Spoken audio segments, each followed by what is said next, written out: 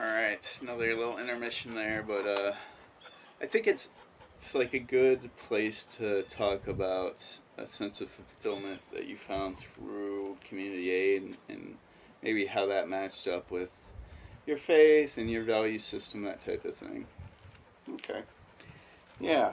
Yeah. As we kind of continue on here, part three of Nick's interview with me, um, and you know, I guess in some ways because hopefully Nick's interested in this, and maybe we'll do a video with Nick, maybe not. Well, it's up to Nick, but I know he's on a career journey and looking at where to go and options and stuff. So yeah, I can see the benefit of kind of talking about having things align in your life, because you do feel a little more comfortable when your morals align, your spirituality aligns, your career aligns, maybe your relationships align. I guess you're lucky if you have all of those things aligning. If you can have one or two of those, um, that's pretty good. But to have them all, that's a tough order. But so, yeah, I just think that we hear it all the time. We interviewed whip it to Wadi. Um, Into the bush. yeah. So, the dog's mission of the day is to get as much playtime in as he can with the frisbee. And our mission of the day is, sometimes is to have a job to go make ends meet. And if we're going to do that, we're going to spend so much time in our job and our life. We might as well do something that matches with what we think internally is our driving force. So with legal aid, it did that for the most part. There were some tough spots. We went through some budgetary issues, and I thought I might get laid off. I never did, but I thought, well, if I do, on to the next step. On to the next adventure. And we don't always like change, but I figured if that happened, okay, I trust that God got me where He got me, so He can take me to the next step too. But like I said, I never got laid off there, so I kept doing different roles, managing different projects, and each one, I could find again God's light in the people I was helping, and in the results that we were getting. And so in my faith, growing up Catholic, and then having I went to a Jesuit school for a couple of years. It was all about for the greater glory of God, or finding God in all things, and their different mottos that they had. But it was the idea that your life was meant to be something bigger than you, and so you should try to have an impact on people, and that God has given each of us different talents, and it doesn't have to be such a specialized skill like courtroom work or something like that, but compassion is a talent, being able to see people in need and address their need and relate to them and help in ways you can. Those are all, I think, gifts from God. And so if you take a moment to look at your career and you say, all right, am I contributing to that? Not every day, but for the most part, I thought I was. So. Yeah. Yeah, it's interesting. There's some themes arising while you're talking and whatnot. And I think one thing that a lot of us struggle with is maybe how much of our own willpower, our own force to put into our daily life as far as direction goes, and making sure that you're going down the path that you intend, or that is intended for you. But I think, the more force or will we put into our daily lives, the more that we're really trying to direct our own path. And where's kind of that line of what am I trusting to God, to the universe, to whoever, to fate, the fates, or faith, and where am I, supposed to kind of put in my own will and drive my own boat and take command of my own life. So I think that it's a common struggle, and it's become even probably more of a struggle for a lot of us in today's era. Where did you kind of fall on that balance? Yeah, it's an interesting question. I actually did a YouTube video on that too. Oh, did you? The idea of, well, not directly, but in many ways. there was one that I did on the idea of, often you hear the saying, work as if everything depended upon you, pray as if everything depended upon God. But I think it's the exact opposite. And that was one of the videos I did, was that you should work and leave the results up to God. In other words, work as if everything depends upon God.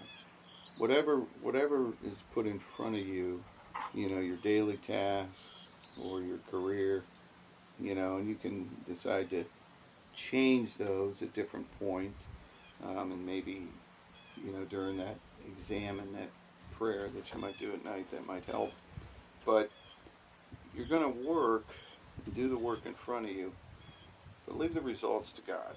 And that was kind of helpful because, especially in the legal world, some of these cases or what we would do, you think, my goodness, I don't know if this case is going to come out well, but I would do my best, but leave the results to God. And of course, we all have, those in the legal world, we have clients who don't listen to us, that'll do stupid things and make our case more difficult, and consequently their case and their outcome more difficult.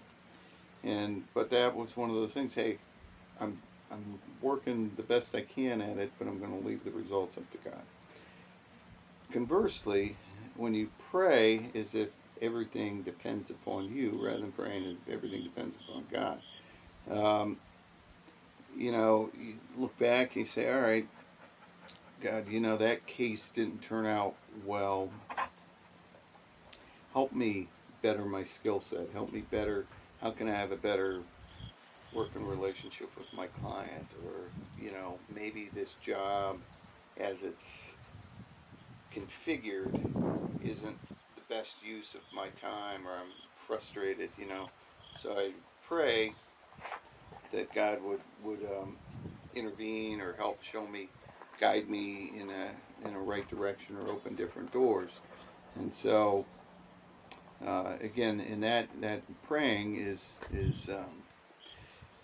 I'm looking at it like it depends upon me, so I got to do the action. So if I'm praying, or I think, well, geez, maybe I need to go in and talk to my boss about getting some additional training, or maybe I need to bring this person in, or maybe I need to, those types of things. That's praying as if it depends upon me. So asking God, because sometimes what you got to do next, but sometimes it's just hard to do it, and so you pray as if it depends upon you, and then when you go do the action, do the best you can, but you leave the results up to God. So I think that's what you're getting at. How do you balance what's on me versus what I'm pushing off on God?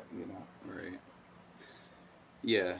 I think that's exactly what I'm going for. There's definitely extremes of leave it all to the decision of God and the universe, and taking zero responsibility for one's own life, and then there's the extreme of, pushing against the grain no matter how hard, just to try to get a specific goal that you've already, kind of set in your mind. No matter what the universe is telling you, just keep driving towards something.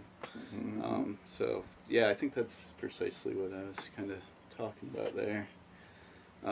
So you talked about prayer quite a bit there, and I think people have different definitions of what that means. I think some people do think of it as a conversation directly, and trying to seek guidance within their prayer directly. However, through other conversations with you, I know your perspective might be a little bit more like pray about it and then look for it in your everyday life. Is that right? Yeah, I think so. And sometimes you'll find it, and sometimes you won't. But yeah, I think prayer comes in multiple different forms, and so you have to find what works for you. They're all pathways to that relationship with God. So I'm not one that, growing up Catholic, we had all these a litany of prayers that you could choose from. I mean, there are books and books of different prayers. Sometimes that's helpful, and sometimes it's not, And so when it works for you, then keep it up until it doesn't work. One of the best things that I discovered, like in my time in the Jesuits, was the priests, they would do this, they would call it the Liturgy of the Hours, and so there were basically prayers at different hours of the day, or evening and day and night and that type of thing, that you would go through, and they were the Psalms and the Gospel and the letters and the New Testament and those type of things.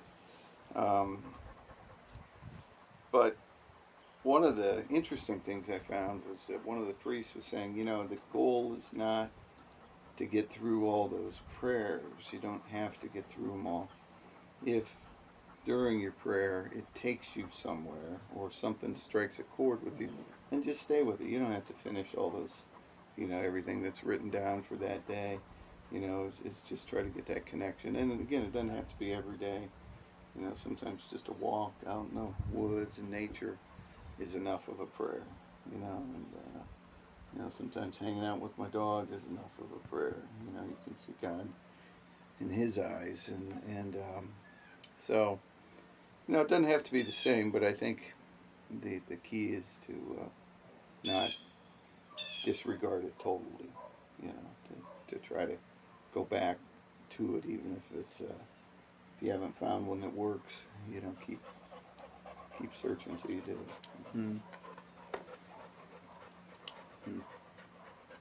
Good boy. I don't know if we got anything else at the moment. Okay. Trying to think of where else to go from here. One thing that I kind of was thinking about. I try to be pretty active in listening. So sometimes I get a thought based on what you're saying, and I try not to dwell on it too much, because then I'm not really listening to what you say. But one thing that you talked about was basically having a system, a daily system, when you were with the Jesuits, of reflecting about where you saw God's light and maybe where you've veered away from it throughout the day. And it's funny you brought that up, because earlier today I actually, I was scrolling a bit and I saw a reel that kind of reflected that in a more, I don't know about practical, but maybe more just less religious type of way, which was, each day if you're journaling, and this was a journal exercise, this was a 30-day journal exercise, and essentially the first 29 were devoted towards journaling the same thing. Every day you reflect back on your day and you say, where did I find a purpose that made today worthwhile? where did I maybe veer away from something that could have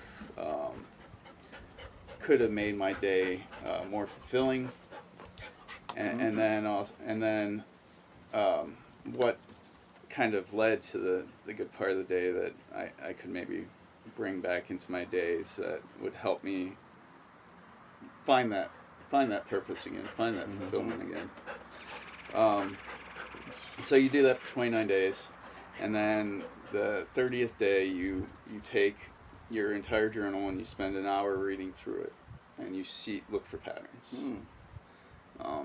So that stuck with me, and I've been meaning to journal for quite a while, so this may be a good way to kind of launch myself into it. Yeah, that sounds exactly like the Jesuit examine. Yeah. Pretty close. Yeah, so found it interesting that was spoken to me again in the same day in a different way. Yeah. And maybe that's where, as you believe, God is speaking, because I think if you do look for patterns in your life, you tend to find them, religious or not. You can find them and attribute it to whatever you like in this world.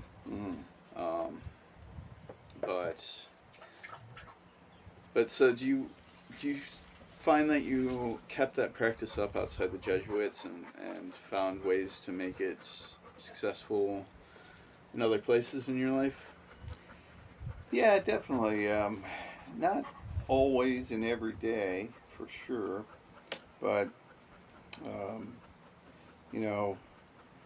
I was always interested in those self-help books and stuff like that. And so I remember one of the themes that one of the guys had, I think it was Earl Nightingale, maybe. I'm not sure if exactly it was him, but he said, this was the greatest secret.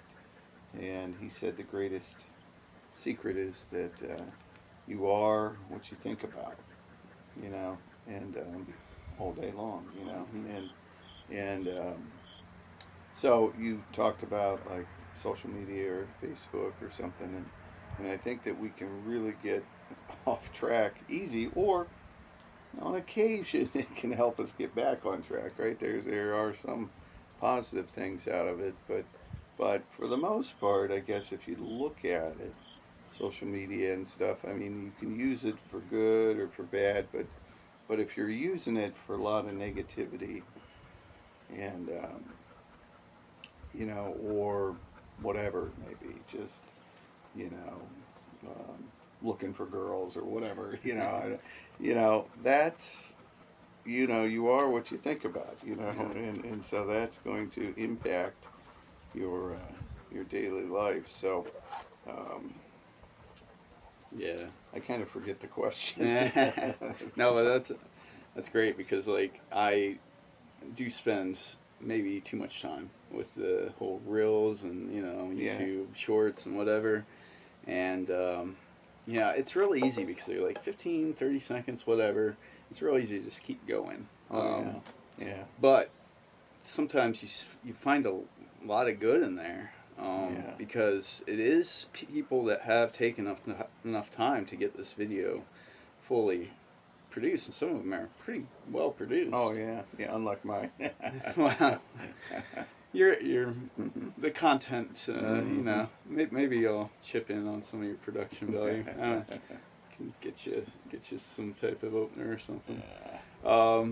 But But the thing is about those is they only take 15 seconds or 30 seconds to watch. But a lot of times I do some video production. A lot of times people are spending a lot of time on these videos. So if you think about it, a lot of those people find a lot of value in what they're trying to put out into the world, and and therefore, if you give it enough time, you can find a lot of valuable information on those short little blips. Yeah. Valuable philosophy, valuable things that people have brought into their everyday life, habits, such. And this is a little bit off the interview path, but well, like you said, if you find some value in those that people put their time and effort in, then you'll get more in your feed, right, that matches with that. So, Yeah. so if you just keep clicking on stuff that has no value, then that's more of what you're going to get. That's very true. Yeah. It's easier to get sucked down that wormhole. Yeah. But like you said, it's, I think the Buddha has these, it's verbal translation, but it's the Dhammapada is a series of Buddhist of sayings from the Buddha that he gave and were handed down for generations. But the first one in the Dhammapada, it's called, I believe, the world, and and it starts out with we are what we think. Everything we are is created within our minds. Mm-hmm. And it talks about if you fixate on your past negative experiences, what it says is if you think he robbed me, he beat me, he left me in the ditch type of mentality, if that's what you're dwelling on, that's what you're going to get into your life. Mm-hmm. If you think the positive things about life, then that's what you bring into your life. Mm-hmm. So Yeah. so it's funny how different traditions really echo one another quite Right. often. Yeah. A lot of common themes here. Yeah, and if you pick out the good out of whatever your belief system is, and you bring that into your daily life, that's what you get. Yeah, good. Yep, I agree. I think we petered out. Yeah, well, thanks, Nick. This was it was a good introspective look back on a lot of things in my life, and also a prospective look to what I can do to stay on track or get back on track. Wow. So this is helpful, and maybe we'll do one with you at some point. I guess that'll be John is obviously off work for foreseeable future, so I'm coming down here like weekly or every couple weeks at least. So I won't be surprised if we dive into other conversation that maybe is worth popping on YouTube. Yeah. This is one of the blessings, of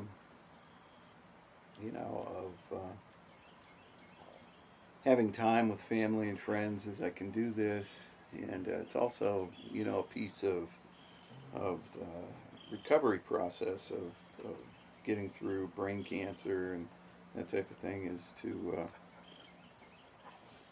I don't know if the saying is true that there's always a bright side, but there's been many bright sides to this situation I've been involved with, and this is certainly one of them, is having people like Nick. We've got we've spent a lot of time, we've gone on vacations, we've done but we haven't had an opportunity to as you said, you're coming down almost once a week, and we're hanging out. We really didn't have that opportunity before.